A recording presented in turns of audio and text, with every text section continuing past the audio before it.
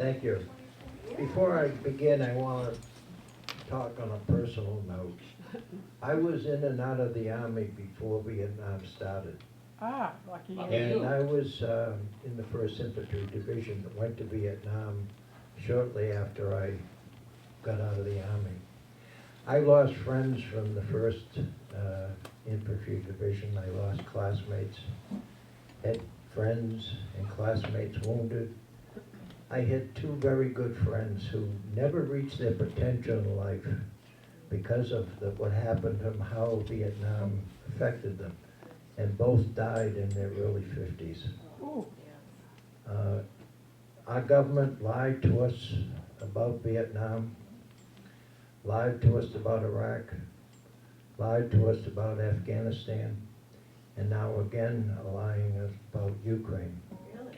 For a variety of reasons, and the ones mostly that I just stated, my position is that this war should end, and end now. Ah.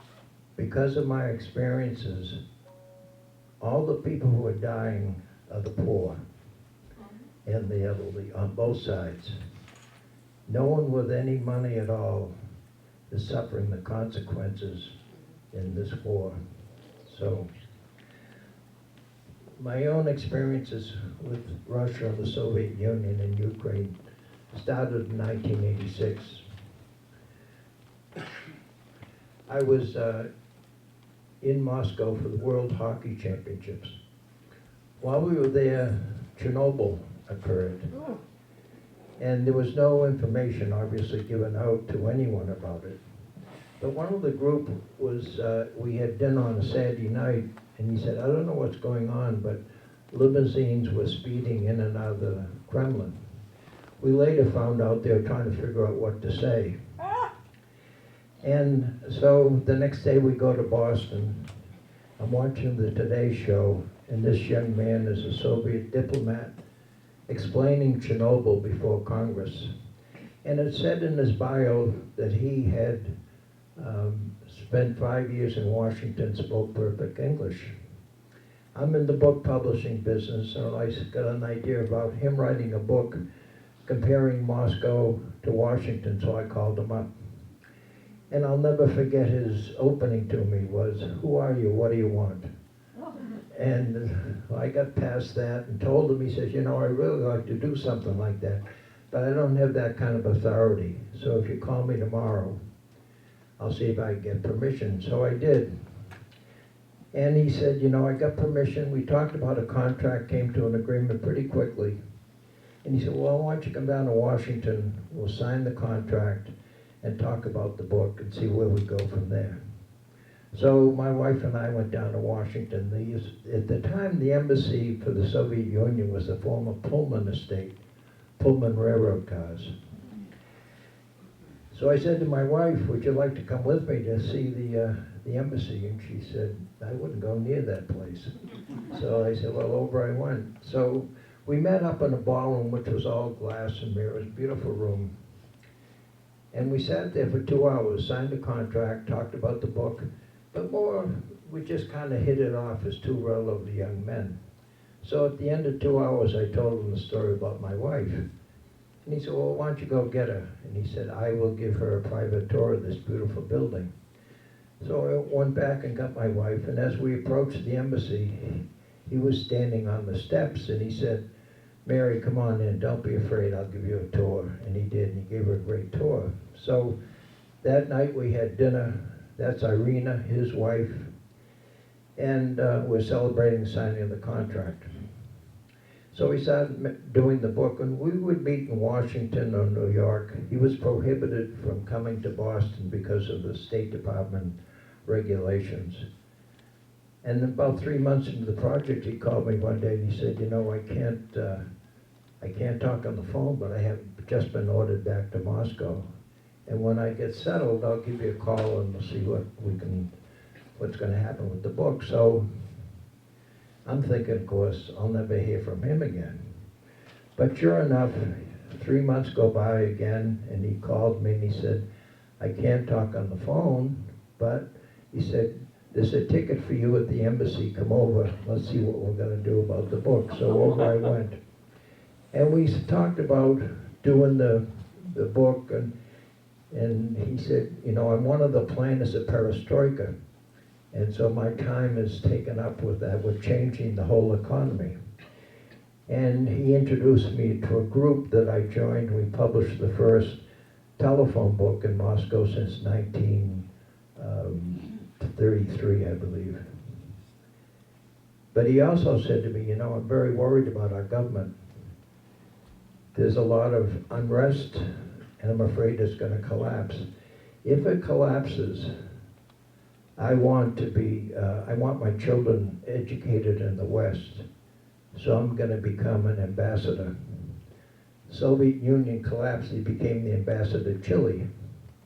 From there, he went on to be ambassador to NATO, to Belgium, to Canada, and in the year 2000, Putin appointed him Russian ambassador to the UN. Over the years, the book never got written, but over the years we would meet in various cities in Europe and in America. All of our conversations were really about family and travel, almost virtually 100%. Our last meeting was in August of 2016. We had dinner in New York. And again, the conversation pretty much the same, with one exception. I said to him, what do you think about Trump? And he said, you know, I don't know much about him, but I had lunch today with some serious Trump supporters who were Russian. And they told me some emails are going to come out about Hillary, they're going to hurt her. And he said, that's all I know. As a result of that conversation, I told that story to an FBI agent whose book I had published, and the next thing I knew, I was being interviewed by the FBI about that conversation. Unfortunately, Vitaly died 2 months after our dinner. The ailment of most Russian men, no exercise, fair amount of drinking, and a very rich diet. And there's in that dinner a few more gray hairs, a few more pounds. That's Mary on the left. And there he is with Lavrov and Putin. He actually lived next door to Putin outside of Moscow at their dachas. So here's my experiences. I basically lived in Moscow for about 5 years, partly under communism. I saw communism collapse and the emergence of the new Russia. I made about 60 trips back and forth over the years. I had two highlights. One was I'm sitting in my office in Boston in April of 1991. And I was sitting with my cousin, and my secretary came in and said, the White House is on the phone. And I said, you know, Jane, you don't have to impress my cousin. And she laughed, and no, really. So I get on the phone with Susan Porter Rose, and she said, the president has asked me to call you because we have a problem. There's going to be an upcoming summit with President Gorbachev, and Mr. and Mrs. Bush want to donate to the people of Moscow the statues make way for ducklings. And there's a contractor from Lexington who has requisitioned the largest plane in the world to take the ducklings, and the president said, I know the ducklings, they don't need the largest plane in the world. And then you're going to have to publish the book in Russian in Moscow. So I called and that was the easy part of this. The hard part was the contractor. So I called him he was from Lexington. And I said, what in God's name do you need the biggest plane in the world to take these ducks? He said, well, I'm taking trucks, water, sand, bricks. I said, where the hell do you think you're going? Russia has trucks, they have water, they have sand. Make a long story short, he had arranged for a three-week construction of these ducks in Moscow. The ducks went over in the cargo area of a commercial airliner, and with Russian help, they put the ducks up in 3 days. Now I had about 6 very unhappy Americans who were going to look forward to another 12 days in Moscow with nothing to do. So because of their visas, they couldn't leave early, but we got that straightened out. And the book was published as part of the ceremony. We only printed about 100 copies. The other really interesting experience was Wally Schirra. Wally was one of our original astronauts, and I had published his book about life in space. And I joined a joint venture that opened a merchandise mart. We rented a building from the Soviet Space Agency.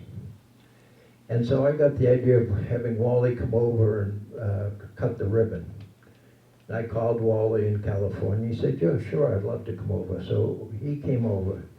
When the Soviets heard he was coming, they said, would Wally go out to Kyrgyzia? It was on the border of China. It's now a new country. But he said, we have a secret space agency out there, and we'd like to have him look at some of our technology, and maybe he can get NASA to buy it because we're broke. So we went over after the event in Moscow. The next morning, Wally and I went to Kyrgyzia, and it was a 9-hour flight. And it was a beautiful country because it was all white-capped mountains looking down on the city. Looked very much like Colorado. We went into the grounds of the Research Institute. We were accompanied by a cosmonaut and an interpreter. And there was a big room like this, tables, and the scientists with their widgets around the tables, and Wally and the cosmonaut and the interpreter went around. I didn't know what I'm looking at, but Wally obviously did. And so at the end of it, Wally said to me, he said, you know, they're really nice people, but by God, I'm shocked. They're so far behind us, I can't believe it. And so that night at dinner, Wally said to the cosmonaut, you know, you could clear up a big mystery for the American space program. You sent up Gagarin, we sent up Shepard, you sent up 2 cosmonauts, we sent up 2 astronauts. But then you sent up 3 cosmonauts, and we're saying, how the hell did that happen? And the cosmonaut put a big smile on his face and said, Wally, I'll take you out and show you the spaceship when we get back to Moscow. So we went back to Moscow, and outside of Moscow was something called Star City, where all the cosmonauts lived, worked, and trained. I didn't go with Wally, but he went out that night at dinner. Wally said to me, this is just unbelievable. The way they got 3 cosmonauts into that spaceship was they took out the seats and put in a bench just to drive the Americans nuts, and they did. Safety was not an issue. But one of the things that I always remember was Wally and I are standing in the airport going back to America. And Wally said to me, these guys have pulled off the biggest con job in history. What the hell were we afraid of? And so in retrospect, the military-industrial complex had built this big fear that we've all lived with all our life about what the capability was. And because of his experience and his knowledge, he said that wasn't so much. So there are the ducks in Moscow, exact duplicate of what's in Boston. But to me, it showed people are people. So if you go to Moscow and see these ducks, you're going to see young kids sitting on the ducks and parents taking their picture. Same thing you see in Boston. Behind is the Nova da Vinci convent, which has an interesting history. The Tsars were not allowed to get divorced and remarried under the Orthodox religion. But if they put their wife in a convent, they could remarry. So they built the convent. And there's the book, really. Robert McCloskey, the author, came over. And he was thrilled with the whole experience. And as a result, the president invited me to a dinner he gave to Gorbachev. Vladimir Putin. I described Vladimir Putin as corrupt, competent, and a psychopath. I was giving this talk in Lexington. A man stood up and he said, I don't have any questions for you, Henry, but I have something I can add. I grew up with Putin in the same neighborhood at the same time in Leningrad. And what I can tell you is he was a street thug. He was always getting in street fights. He said, as a matter of fact, there was one playground in our neighborhood that if you wanted to be sure of getting into a fight, all you had to do was go to that playground. And that's what he was doing. But when he became 13 or 14, someone got a hold of him, I think, and he turned his life to academics. And he was admitted to one of the top high schools in the Soviet Union by entrance by exam only. So he's that very interesting combination of being very smart but has this other violent side to him. So he grew up in Leningrad in a communal apartment. Him and his mother and father and brother lived in a room about 250 square feet with a common kitchen and a common bathroom. After he got out of high school, he went to Leningrad State University to become with a law degree.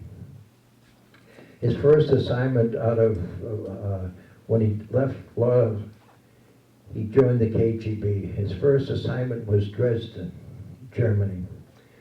That is significant because only the most trusted KGB officers were sent to Germany because they would see television coming over from the West. So they had to make sure that they were very trusted, and he was. When the wall came down, he then moved to St. Petersburg as a deputy mayor. The mayor at the time, a man by the name of Sobchak, was the premier or the first real politician in Russia after the collapse. And he was favored to be the president, but he soon got caught up in a scandal. And so his star fell. At that point, Putin was moved to Moscow to be an aide to Yeltsin. And under Yeltsin appointed him the head of the KGB and the head of the Security Council and then Prime Minister. And that's and as you all know, he's president of Russia now, and he's had the law changed so he can be president for as long as he'd like. Why is he popular? And make no mistake about it, he is popular, particularly with the older Russians, the ones who remember what it was like when the Soviet Union collapsed. It's hard for me to really describe it, but it was such chaos. It was not unusual to see dead bodies in the streets, victims of mafia wars. It was not uncommon to go to the metro and your card was canceled arbitrarily, and then there'd be a 2-mile wait to get a new card. Or you go to the bank, your 100 ruble note is also canceled. So with the upheaval, millions of people lost their jobs. Millions of people, there was massive depression. It was just a mess. What Putin did was he brought order. Once he was the prime minister, the subways ran on time. You could be sure that your Metro card would work. You could be sure the bank would accept your money. So there was but probably his biggest reason he's popular, he brought in labor-saving devices for women. Under the Soviet system, there are no washing machines. no dishwashers, no small appliances. And he brought all of those in. And he proved that competence and corruption could coexist. One of the very few autocrats in history that can make that claim, and I'll go into more of that later. He controls the press. Prior to the Ukraine invasion, there was very little control of the press. It was fairly liberal. Now it's almost, there's no freedom of the press. But a main backer of his, from the very beginning, even to today, is the Russian Orthodox Church. And here is a demonstrator. This is a new cathedral. cathedral outside Moscow dedicated to the Russian armed forces has been consecrated. The ceremony on Sunday was attended by the country's top military brass and soldiers wearing World War II era uniforms. The opening was originally planned for May the 9th, the 75th anniversary of Victory Day, but was postponed due to the coronavirus pandemic. The consecration was led by Russia's Orthodox Patriarch Kirill. The invited audience included many decorated military veterans.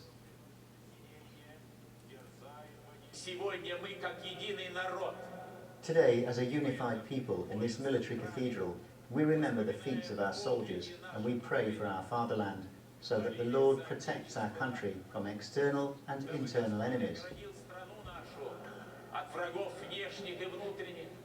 The dignitaries included Defence Minister Shoigu and Vasily Gerasimov, the Chief of the General Staff. There had been plans to install mosaics of President Vladimir Putin and former Soviet leader Joseph Stalin in the cathedral, but the idea was dropped after a public outcry. The Soviet Union lost an estimated 26 million people during World War II, including 8.5 million soldiers, and remembrance of victory has become fundamental to Russian identity. It's because of their experience in World War II, losing 26 million people, that I never thought that there would be an invasion in Ukraine. And what I vividly remember, almost every family I met had some horror story about World War II, but the most horrific one I heard was I was at a cocktail party in Moscow, 1988. And a woman said, it was all Americans and Russians. And woman said, I want to make a toast to peace. And she said, I never want anyone to experience what I experienced. So she was living as a little girl in the southern Russia. The Nazi army came through the village. Her and her mother went into the basement and they hid. They were not discovered. The next morning, she said, we went out onto the street. I looked up and down the street. There are my classmates, 10 years old, hanging from trees. And she said, I never want anyone to experience that. And almost every family that I met there had that same kind of experience. What we see now in Ukraine, Putin has done before. This is in Chechnya. Chechnya is a small republic in the south of Russia, 100% Muslim. World War II, Stalin moved the entire population of 150,000 to Siberia for safekeeping. Not safekeeping, but he was afraid they would join the Nazi army. After the war was over, he brought them back. But they were always a thorn in the side of the people in Moscow. They were major members of the mafia. They were forever stealing oil from pipelines going through the country. And so they were very active anti-government forces. They got so brazen that Yeltsin decided to send the army down there to fight them. And to the shock of everyone, they fought the Soviet army to a standstill. And Yeltsin gave them virtual autonomy. It did not sit well with the Russian people. And they continued their negative ways, their crime, etc. They did two things when Putin was the prime minister. They blew up an apartment building in Moscow, and they took 300 children hostage, wanting to trade them with some of their compatriots that were in Moscow prisons. Putin sent the army in to rescue the children, and unfortunately 120 children were killed. At that point, Putin said, I'm going to send the army into, and the Air Force into Chechnya, and I'll end this problem once and for all. And that's what he did. He gave the people, the capital city, 48 hours to get out or they'd be considered rebels. What year was that? In 91,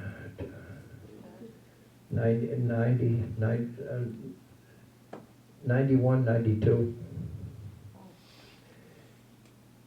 And as you can see, he just destroyed it was 2001, excuse me.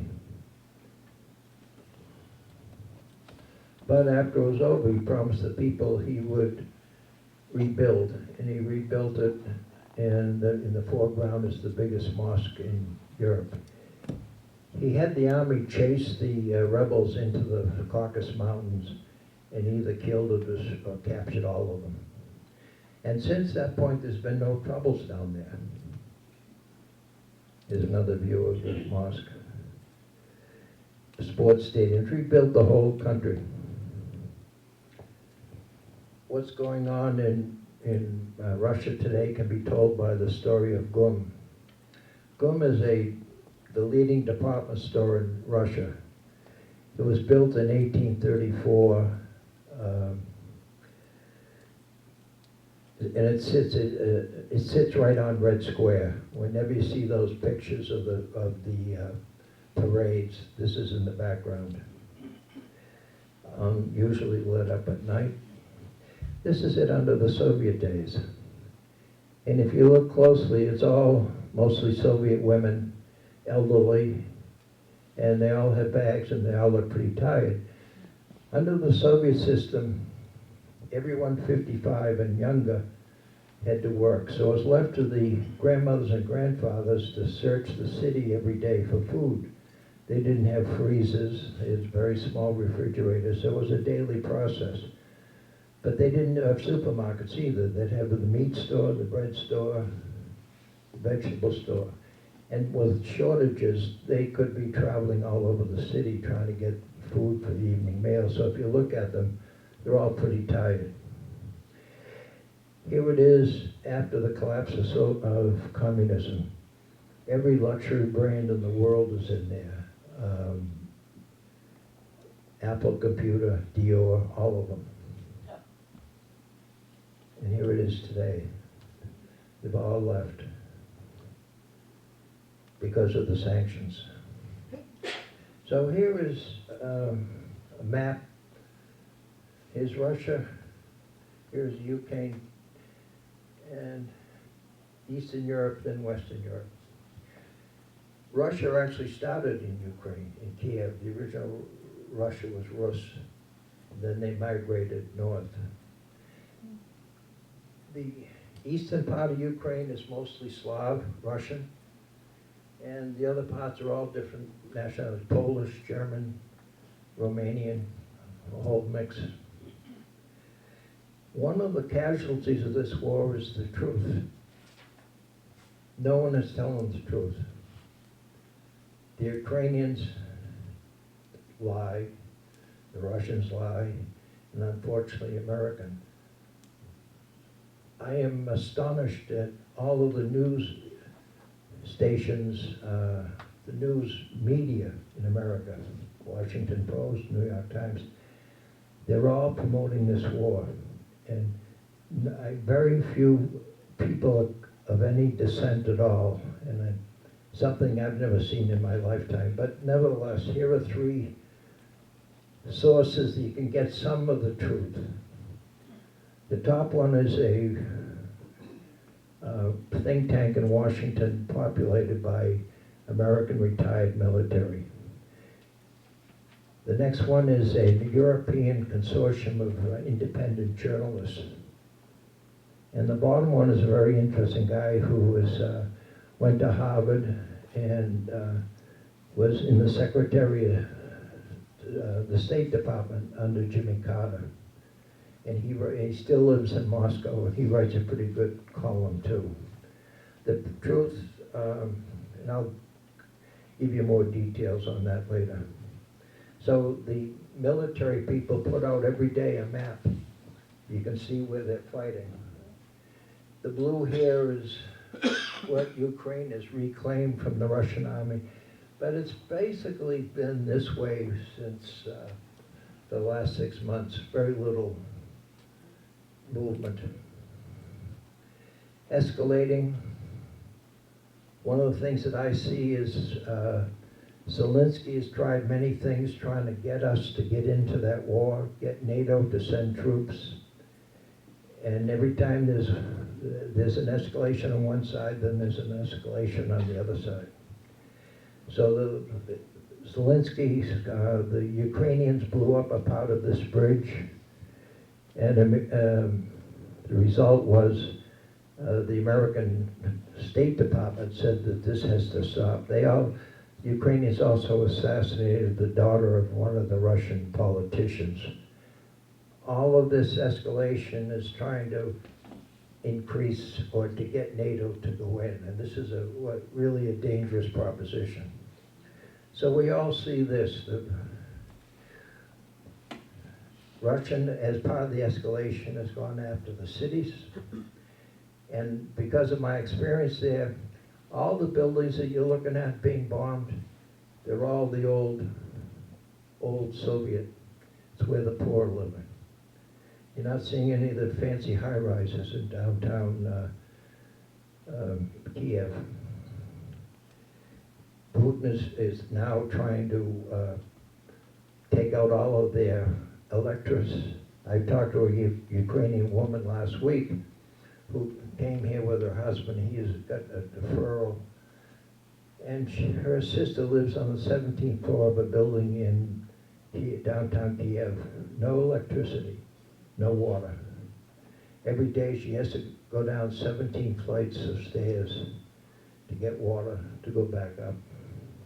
And most of the buildings, though, I will tell you, are empty because the people have gone. Let me give you a little thing on Ukrainian population.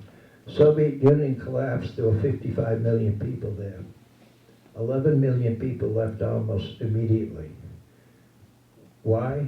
They knew the system of government that they had there was no future. You were either on the inside or you're out, and so they left.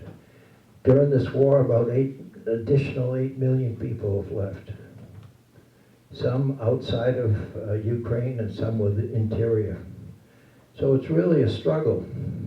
And I asked this Ukrainian woman, what do you hear about the casualties?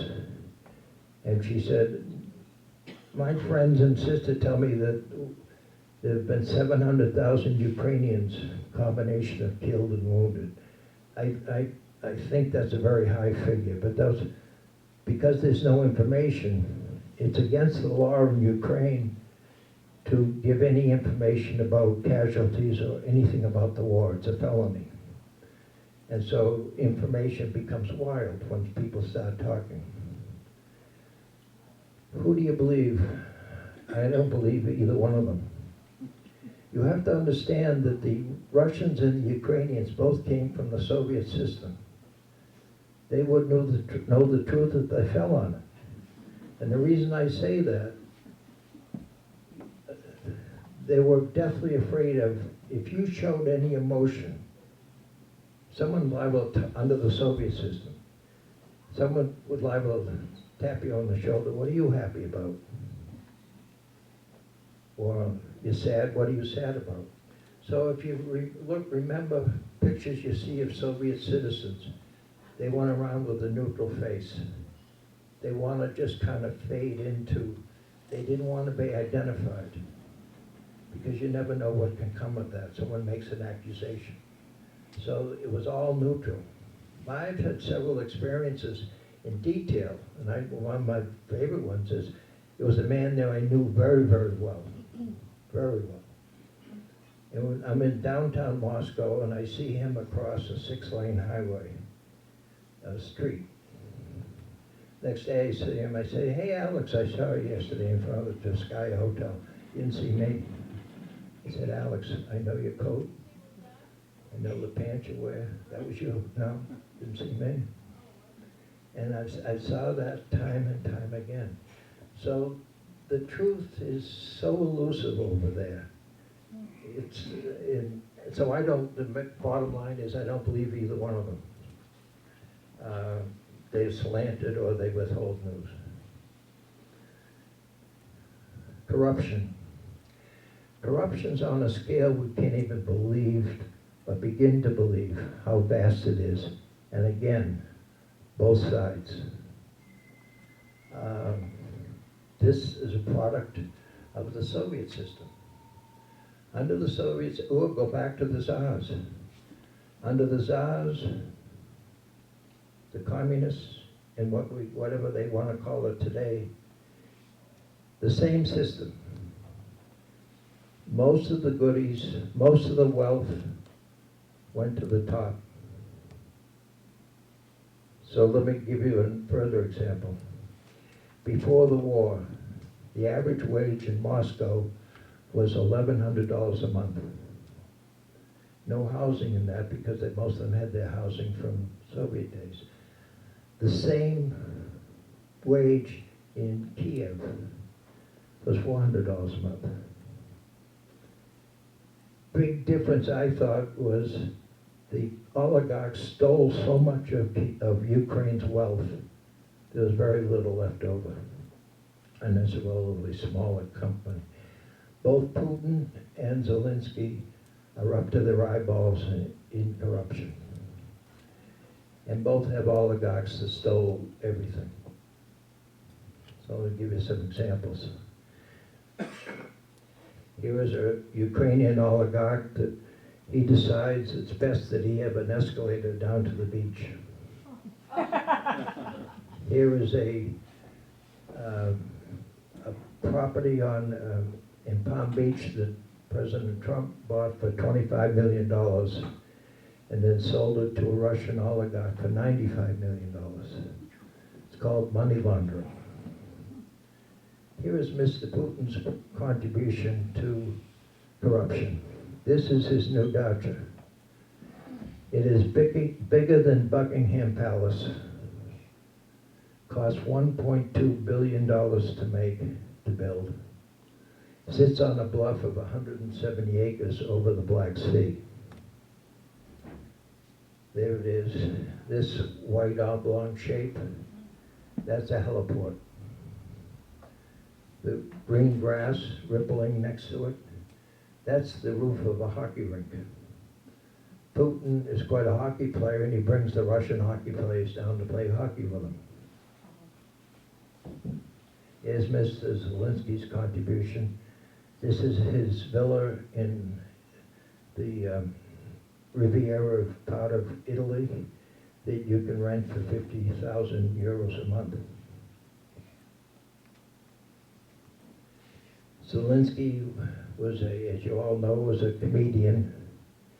His career was made by one man who was an oligarch. And he ran on 2019, he ran on the platform of cleaning up corruption. Once he got elected, it became very clear that he was not going to clean up corruption. And prior to the war, his approval rating was down to 30%. March 7th, under the pressure from the United States, he had a house cleaning of sorts. But now remember, this is 2023. He's been in office since 2019. So these people he knows very well. Here's one of his aides, driving around in a Porsche, salary of about $25,000. That's his home in the background. General Motors donates an SUV for a charity.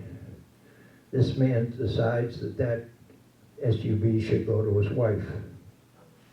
You just can't make it up. This is the oligarchs. The other people, the other one, the deputy defense minister. The contract for feeding the troops. You would think that would be sacrosanct. $300 million a year. He added 60 million for himself. They were fired, not indicted. That's a big. So here is Mr. Zelensky's godfather. 2011, he sold $5 billion from a Ukrainian bank. Never been brought to justice. He took some of that money to America and was charged with fraud by our Justice Department, money laundering. He was buying real estate all over the country. That's his yacht. Under pressure from our government, he had dual citizenship, Israel and Ukraine. And they forced Zelensky to withdraw his Ukrainian citizenship. But all that means is that if he's ever indicted, he'll just go to Israel and they have no extradition. And that's the end of that.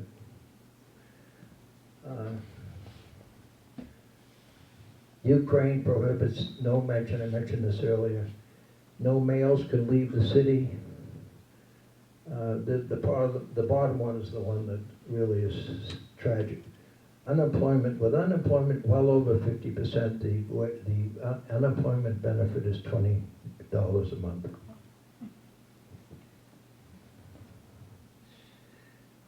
So the Russians have controlled most of the Donbass area, which was Russian. And this is victims of war.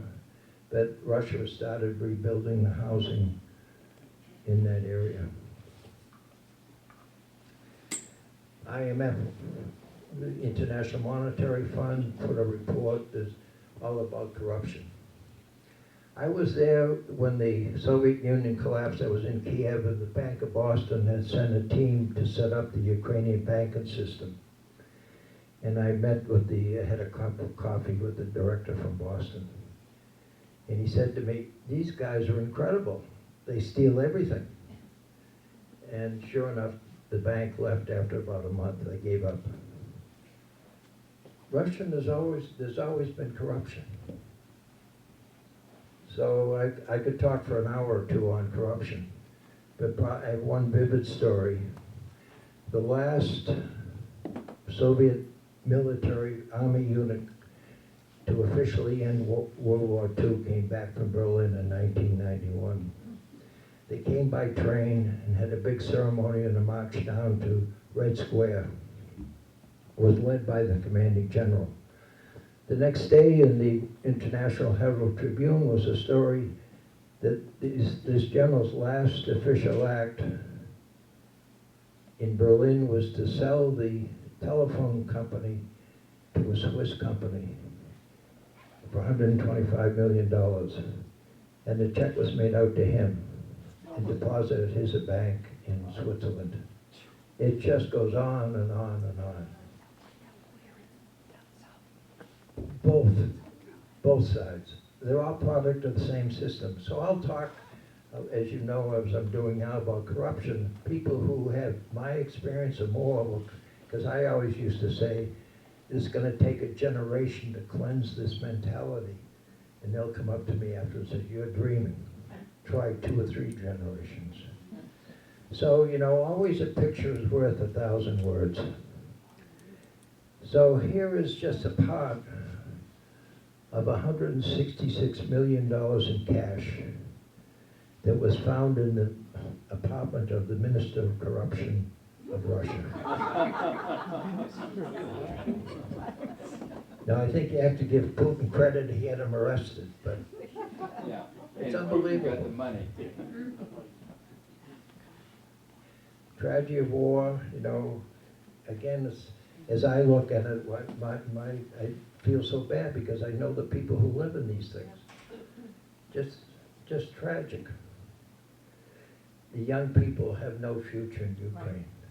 It's not a functioning country. The schools are gone. It's just awful. And the elderly. This is something they both, as the forces go back and forth, they take collaborators and tape them to trees. And what I don't show here, but most of them they pull their pants down. And others go by and swat them. Old Soviet buildings. So both are engaged. I mean, this is war. Every war we've been in, any war you can read about in history, everyone's involved in looting, assassinations, war crimes. One of the hue and cries we hear from America is, let's indict Putin for a war crime, which I'm all in favor of. One problem. We pulled out of the International Criminal Court because the first person in the docket would probably be George Bush Jr. So here's another example of the truth. This is a nuclear power plant. The Russians seized it from the Ukrainian army, and immediately the Ukrainians said, the Russians are bombing the plant, they want to cause a nuclear incident. And the Russians would say, why would we bomb our own soldiers in there? The Ukrainians are bombing it. So the International Atomic Energy was very concerned. They sent a team in, and they made a report and said it's the Ukrainians are bombing it. They're trying to create an incident. It's all trying to get Americans, NATO, to go in. The origin goes back to 2008. The wall comes down. James Baker said to Gorbachev, you let the wall come down, we promise never to put a NATO country on the border of Russia. Well, the wall came down, and several years later, the Baltic states became members of NATO. And at that point, Gorbachev and Putin and all the Russian politicians says, you see, you can't trust the West. And in 2014, Obama endorsed Ukraine's application for NATO. At that point, Putin said, I'm going to go in and take the Crimea back. Historically, the Crimea has always been part of Russia going back to the 17th century. And so he went in, and they had a vote. 80% of them voted to go with Russia. 65% of the population is Russia. What they don't not mention much in the press is the great number of Ukrainian soldiers who joined the Russian army. Not because of any great allegiance to the Russian. The pay was better, almost triple. So, as I mentioned, this eastern part is mostly Slav Russian. Other issues, Putin went in because the Ukrainians had cut off all the water to the farms in Crimea, and they took them back and they blew up the dam. There are natural resources there, and to protect ethnic Russians. Here's the impact. Russia has 4 million people who have left the country. They still can, there's no barrier. The economy is downsizing, but it is projected to grow next year by 1 or 2%. I'll get into that in a minute. Major increase in unemployment, and imports and spare parts for Western products no longer can get in there. So, they had 900 McDonald's, and they sold them to a Russian. Not being concerned with copyright laws, he just took the German sideways. Same with Starbucks. Starbucks became Stars. So here's something that you would think at national news. Last week, Russia opened the biggest circular subway system in the world. And, 70 miles around Moscow. They have 3 of them now. And there was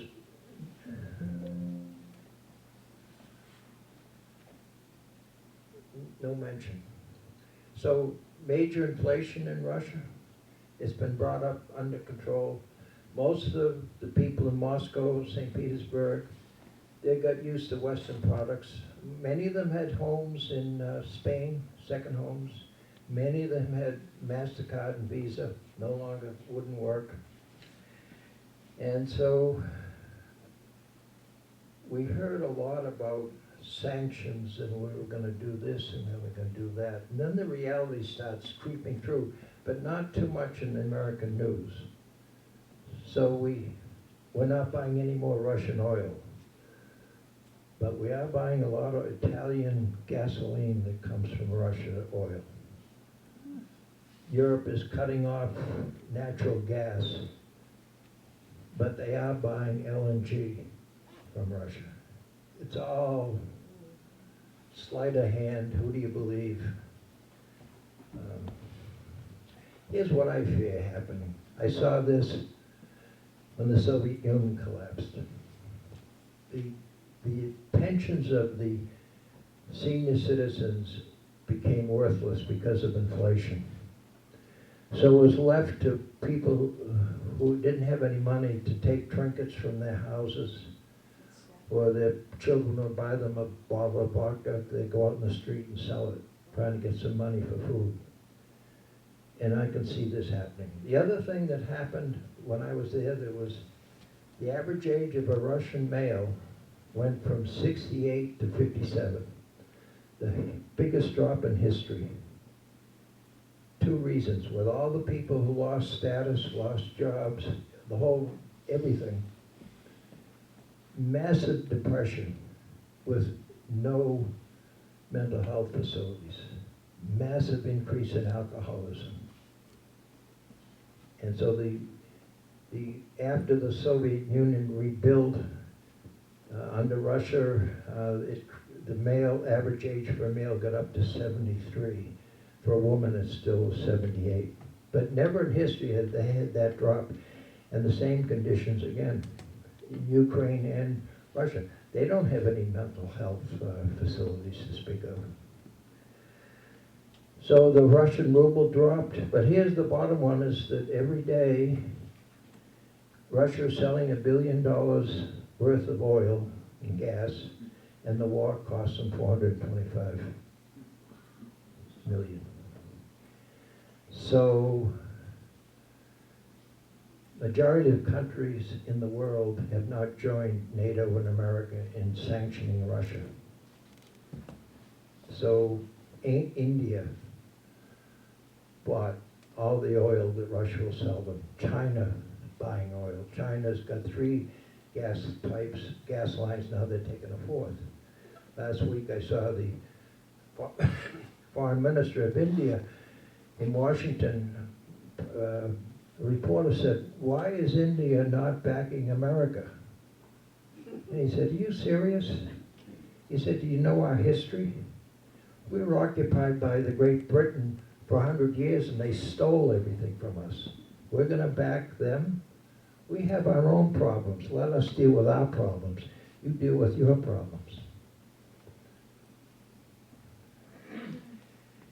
So this is just, I won't show this, this is just how important Russian oil is. It's part of the major. But one of the things that's happening is suddenly all of these countries are buying Russian oil. It's like through third parties and changing the name and all that craziness, like America. Biden and Lincoln will say all the American companies have pulled out because we asked them to. But then they don't tell you that 25% of them are still there, but they have a wholly owned Russian subsidiary. You know, it's all smoke and mirrors to a certain extent. Russia and Ukraine control 30% of the world's market in wheat, 80% of sunflower. These are things that you don't, America buys, and this is, see, you can still buy it from Russia, Russian fertilizer, and the price has gone from $200 a metric ton to $1,100. A lot of Europe, not Europe, but North America, Northern Africa and Middle East are going to have starvation because they're dependent on the wheat. Ukraine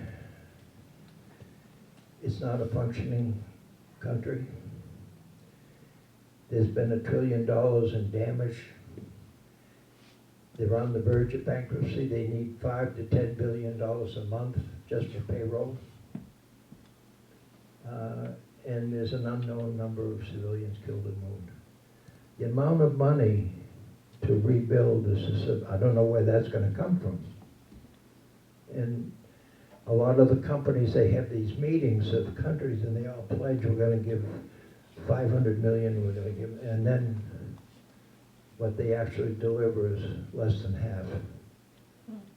So we've been sending them a lot of money. But when you get up to $5 to $10 billion a month, that's a whole other issue. And a lot of the countries in Europe are now saying, we have problems. What are we giving money to them for? I was in London last month. Restaurants and bars are talking about closing at 8 o'clock at night because they can't afford the gas.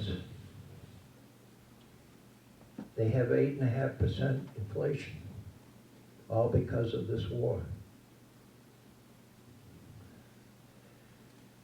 This is, just goes on. These are all the countries in Europe that are dependent on Russian gas.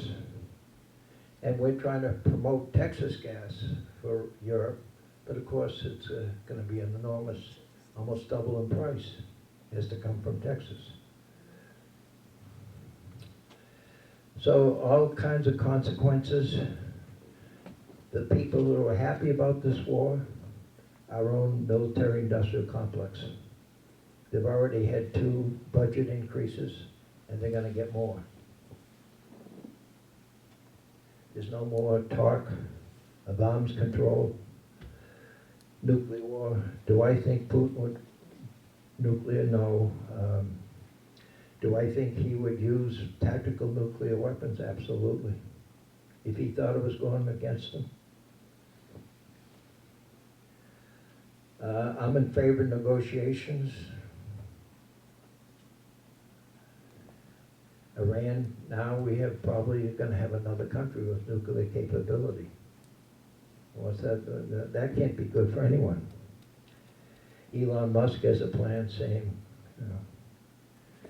problem, rebuilding Ukraine, here's the problem. It's not only corruption at the top, it's corruption all the way through the system. And the same is in Russia. Don't just distinguish between either one of them. But here, what I think is really happening, we're going to have a new world order. You're going to have Russia, China, Pakistan, India, Iran, and then last week, Saudi Arabia, for the first time in history, sold oil to China for Chinese money, not the dollar. And you're going to have in the #1 group about 4 billion people, and with us in Europe around, and our allies, about 2 billion, so you can see which way that's going. Now all of this may be a cover for what we're not doing in 2 issues. One, this was an article in the Times of 2020. Russia is now the leading producer of wheat in the world. How did that happen? It happened because of global warming. Every year, because of global warming, millions of acres in Siberia are becoming arable from April to September. It used to be June to September, so there wasn't many crops you could grow. But now it's June, it's April, and there's some of their wheat fields. All those soybeans that Iowa used to grow and sell to Russia, to China, they're now being sold and grown in Russia. And for the first time in history, there's a bridge between China and Russia. Sole purpose is to take all the food product and mining product that China is buying. Now here's one of the oddities of that part of the world. There are 2 places in the world dedicated to the Jewish people. Israel and this one, Birabizan, set up by Stalin in 1954 as a home for the Soviet Jews. when they were allowed to emigrate to Israel, the population went down to about 1,500. But now, because of the increased activity in farming, food processing, mining, the Jewish and non-Jewish population is growing. But there's the menorah still in front of the train station. Shalom Aleichem is the university, and they have a senior center just like you have. So what really we're seeing is that Russia and China are growing very close. Not only is China financing all of the farming in Russia because they're buying. They got 1.5 billion people they have to feed. But Russia has joined them in the Belt and Road Initiative, where they're building roads and railroads from China through Russia down into Europe to take Chinese goods. And as I mentioned earlier, they have 3 gas pipelines and there are more coming. But here's probably the biggest surprise of all, what's happening in the Arctic Circle. This is where I call into Putin's competence. He has seized 475,000 square miles in the Arctic Circle. And why, you say? Because of global warming again, the ice up there is melting. And they're calling it the new ice curtain. But there's 30% of the world's raw materials. He's already building military bases, and here's the newest base he has built.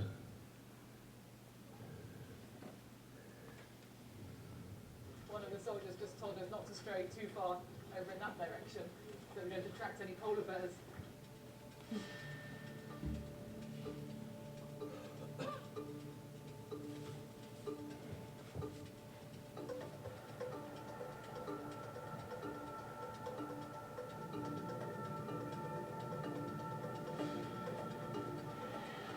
Not a lot of comforts, of course, on board this Russian military cargo plane, but this is the transport that's going to get us up into the Arctic and to Russia's northernmost military base there.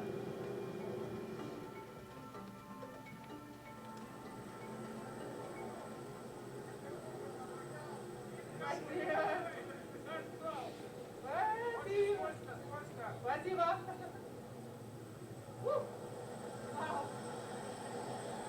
And this is it. We just stepped out into the Arctic, and it is really slippy. It's like an ice rink here. This is definitely the most extreme airstrip that I've ever been to. The extraordinary thing about it is that any kind of plane can now land here, which is really important, of course, for the Russian military in terms of getting troops up here and supplies too.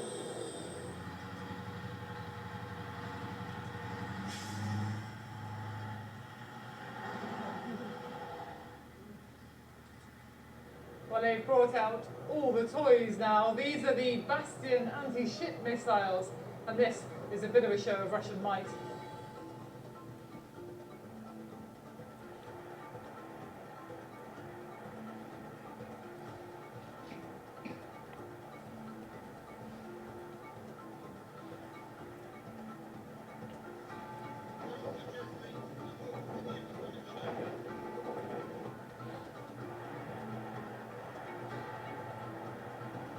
Период после Второй мировой войны, очень длительный период, считающийся практически десятилетиями, 70-летием. Таких сил здесь никогда не было.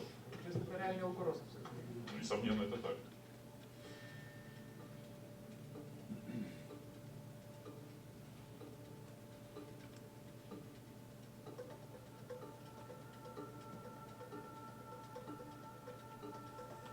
Up here on the top of the world, there is a vast expanse of ice and of emptiness. And yet Russia has made deploying its military up here to these extreme conditions a real priority. It's created this base here, the furthest north of all. It's a reminder that Russia has great ambitions for the Arctic and real interests here that it's determined to secure.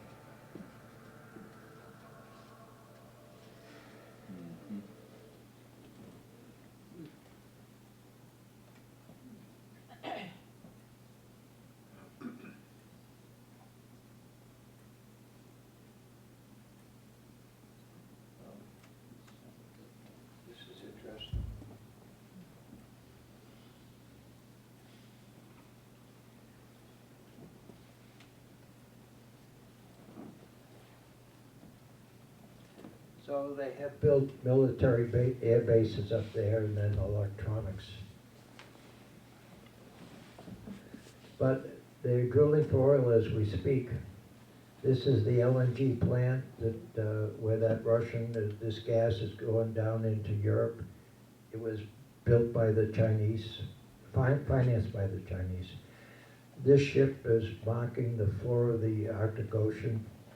Putin has built two portable nuclear power plants.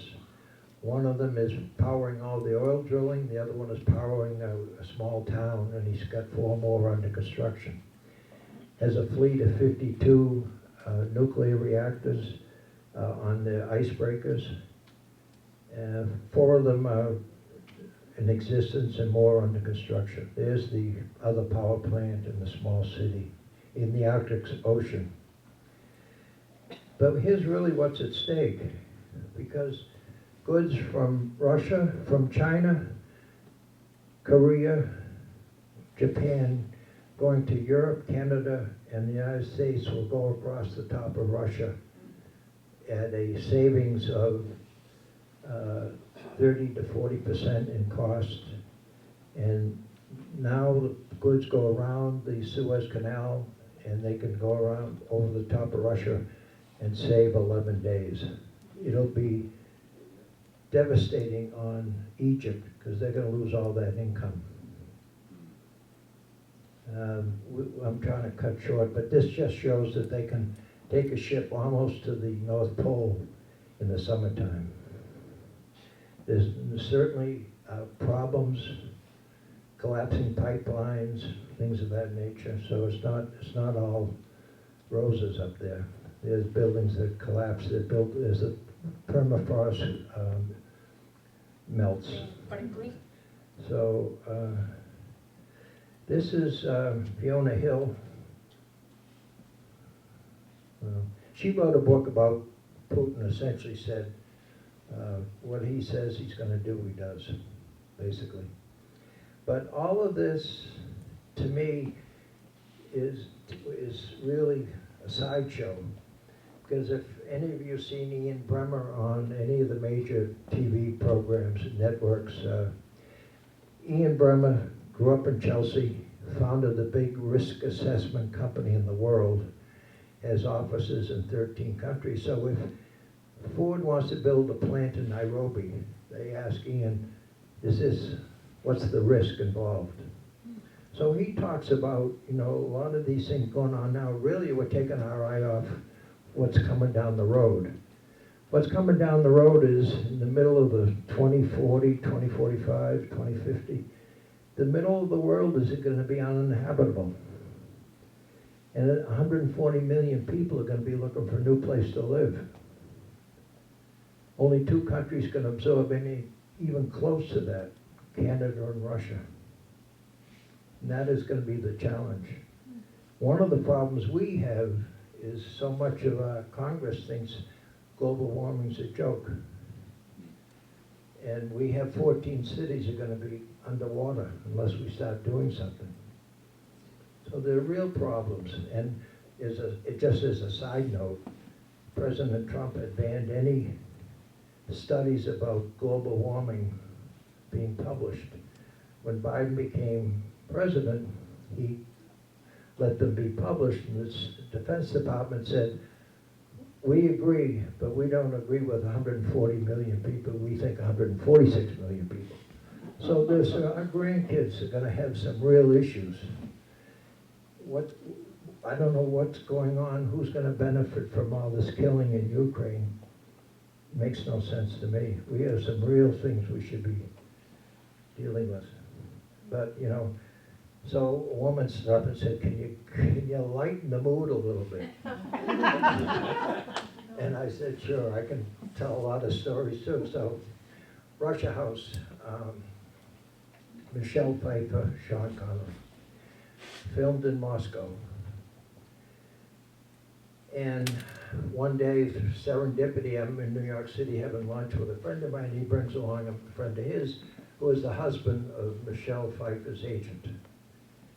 And tells the story. Michelle Pfeiffer, on her way after making the movie, stops in New York and has dinner with them on the way to LA. So he said, I said to Michelle, how'd you like making a movie in Moscow?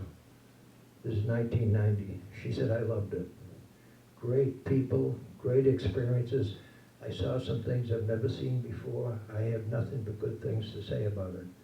Okay, what's the worst thing in making a movie in Moscow? She said, that's an easy question. That was simply keeping Sean Connery out of my bedroom. So, there is my email, anyone in the future wants it, but I'll stay here and answer any questions you may have.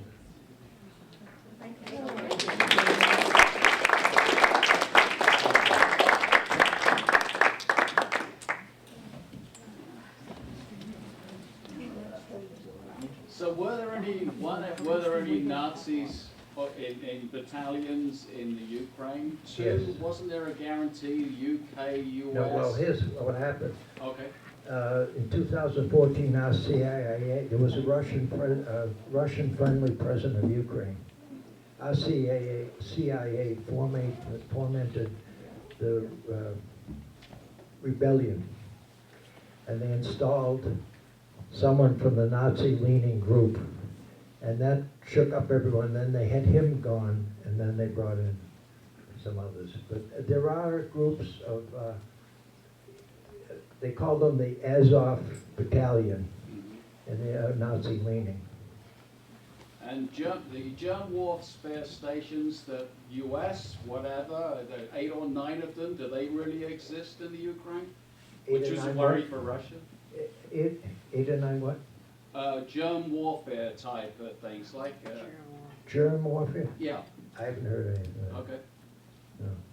Well, one of the things that international community banned are cluster bombs, Hmm. and they're both using them. And you don't get that from the American press either. Weren't Good question. weren't the marathon bombers Chechnya? From Yeah. Chechnya? Yes, they were. The bombers, Yeah. Marathon. Yeah, weren't they from Chechnya?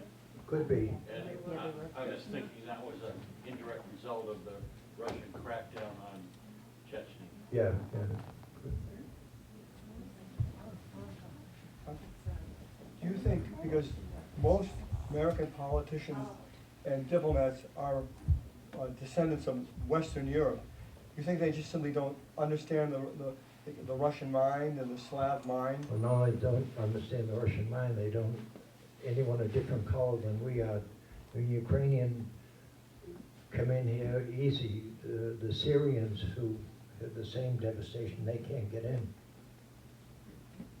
And, you know, the big problem is they all come here, but they don't go back. And that's reality. Is there any movement at all against Putin inside Russia? Would it surprise me if he was killed tomorrow? No. But in probability, I don't think so.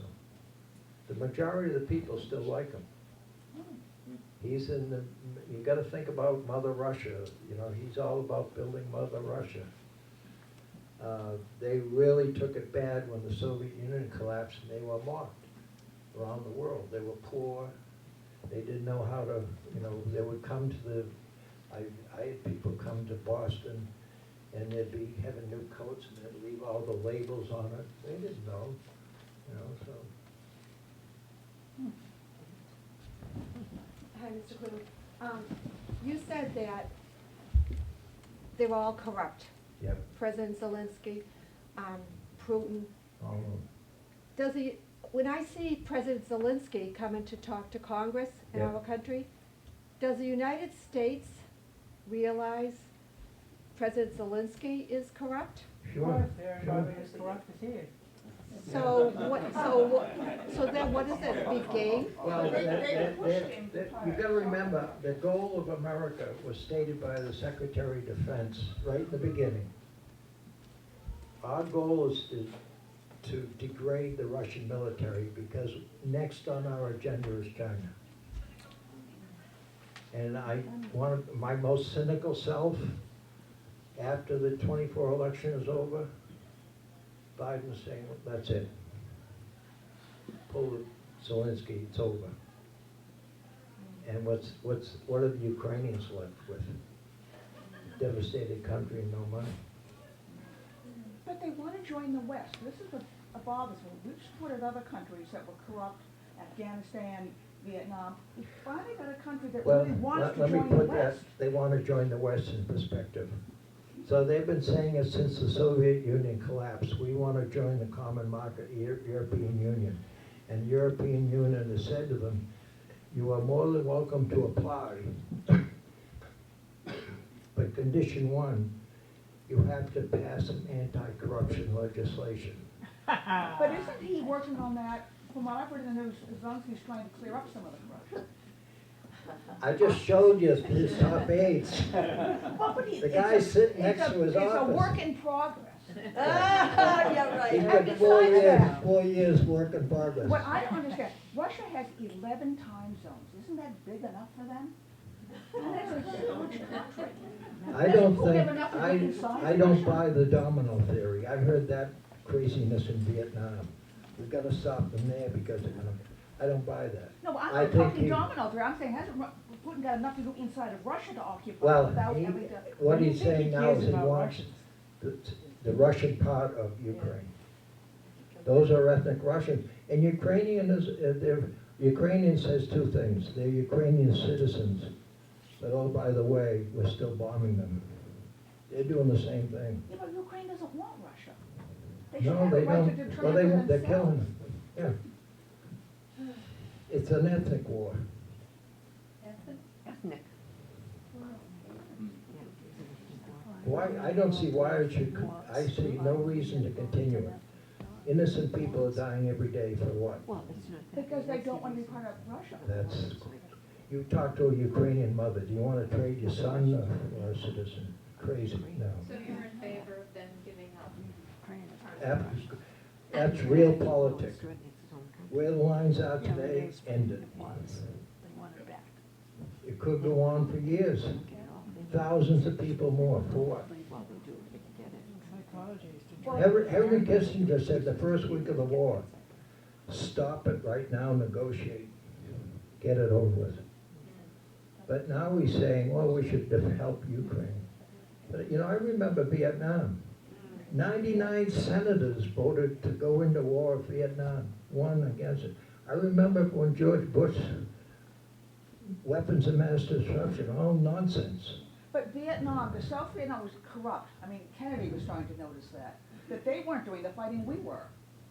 The Ukrainians are doing their own fighting. Zelensky said, just give us the weapons, we'll do our own fighting.